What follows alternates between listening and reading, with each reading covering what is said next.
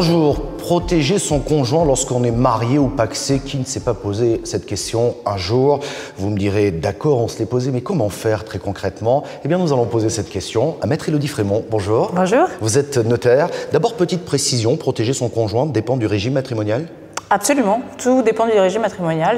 Vous avez un peu plus de droits ou un peu moins de droits selon le régime matrimonial et ce qui a été prévu dedans. Oui, mais concrètement, je pensais que protéger son conjoint, ça faisait partie de la loi. Alors, vous n'avez pas tort. Si vous êtes conjoint, concubin, rien n'est prévu par la loi. Si vous êtes conjoint, pacsé, il y a une disposition qui est prévue, c'est le droit de rester dans l'appartement qui sera votre résidence principale pendant 1 an.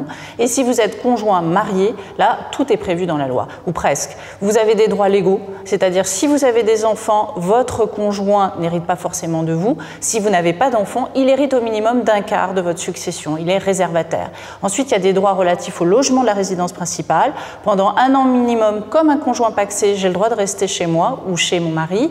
Et à défaut, pendant toute ma vie, si mon mari n'a pas fait un testament authentique qui dise le contraire. Alors là, la question qu'on se pose, c'est comment être sûr de bien protéger son conjoint? Alors la première chose, c'est de vérifier que ce que vous avez fait dans votre contrat de mariage ou dans un testament est compatible avec ce que la loi a prévu. Sinon, vous pouvez tout à fait, sans le vouloir, déshériter votre conjoint parce que vous avez mis trop de choses dans un testament et vous n'avez rien prévu pour lui. Voilà. On comprend mieux donc le rôle du notaire.